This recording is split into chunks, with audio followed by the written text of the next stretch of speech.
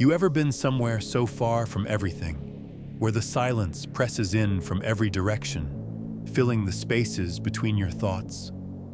Where even the smallest sound feels amplified, like the world is holding its breath, waiting for you to falter. It was in a silence like that, in the winter of 1983, that Frost Point Station, a remote Arctic outpost, went completely quiet. There were 6 researchers stationed there.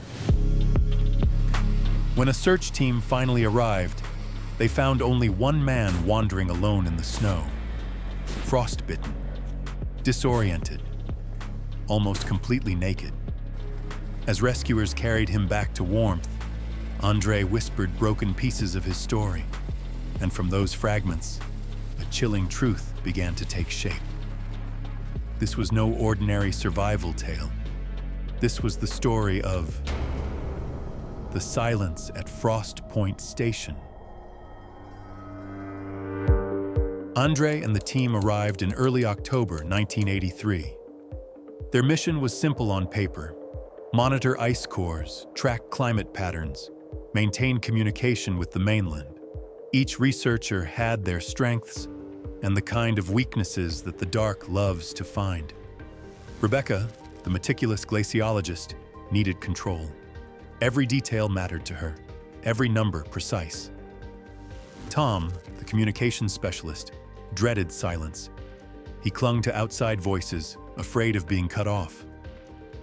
Elena, the biologist, was fearless in her curiosity, venturing outside in the bitter wind to study life where few believed it existed.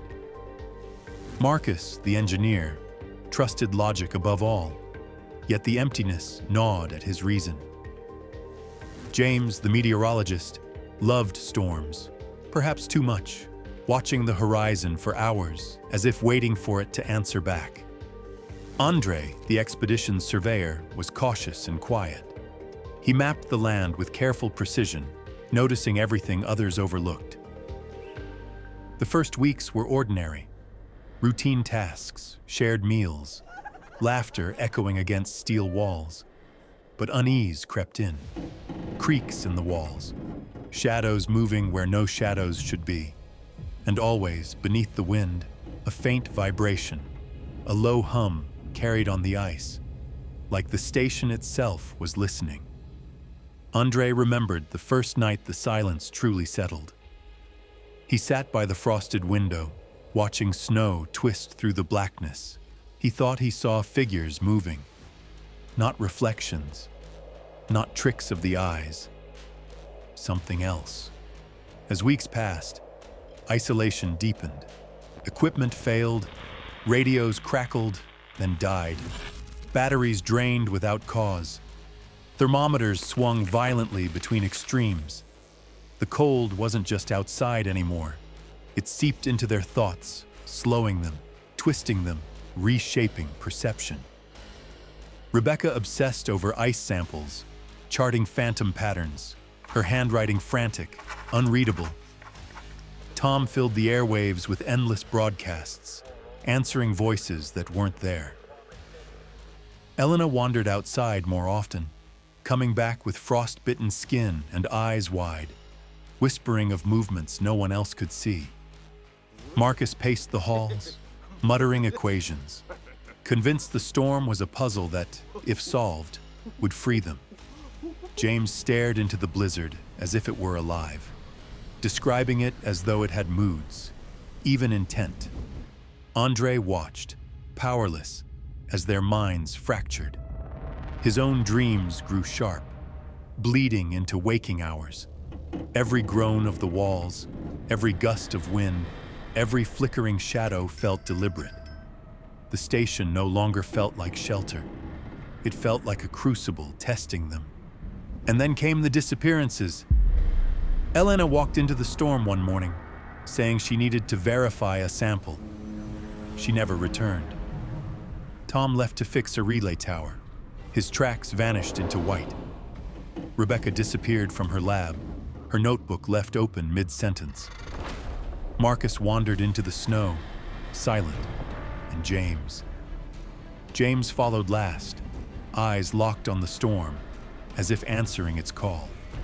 One by one, they stepped willingly into the void. Not forced, not panicked, compelled.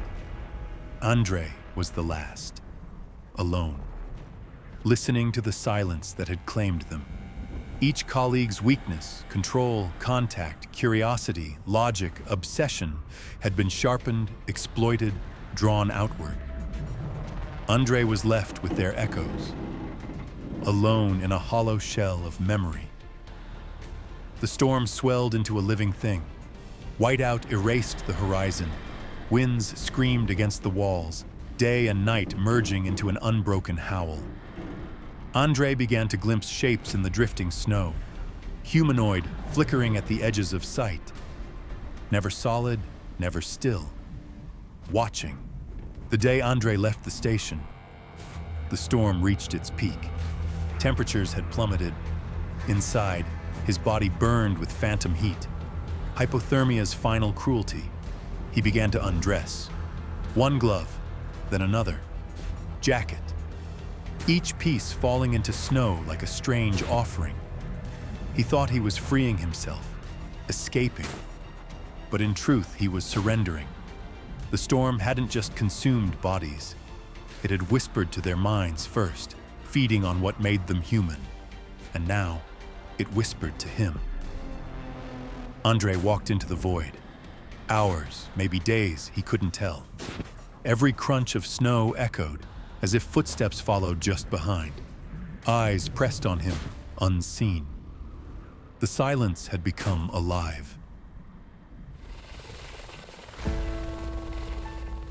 Andre was miraculously found later, collapsed in the snow. Frostbitten, delirious, stripped to near nothing. The others were never found. No bodies, no footprints, only the blank canvas of ice, as if they had been erased. Andre's memories came in fragments, shadows with no source, whispers that belonged to no one, figures moving at the edges of vision. The rescuers dismissed it as delirium, but Andre knew better. Official reports spoke of hypothermia, isolation, hallucination, paradoxical undressing, rational explanations for an irrational tragedy. But Andre rejected them. He insisted something lingered in the station, something that listened, that drew out weaknesses, that guided them into the storm. Rebecca, Tom, Elena, Marcus, James, each of them undone by their own obsessions, each swallowed by the silence. Andre survived, but survival came with a burden. The knowledge that Frost Point Station wasn't just an outpost swallowed by weather. It was a place where silence had weight, where emptiness had a voice. And maybe that's the true danger. Not the storm, not the isolation, but the silence itself. So, what if one day you realize it isn't you listening to the silence, but the silence listening to you?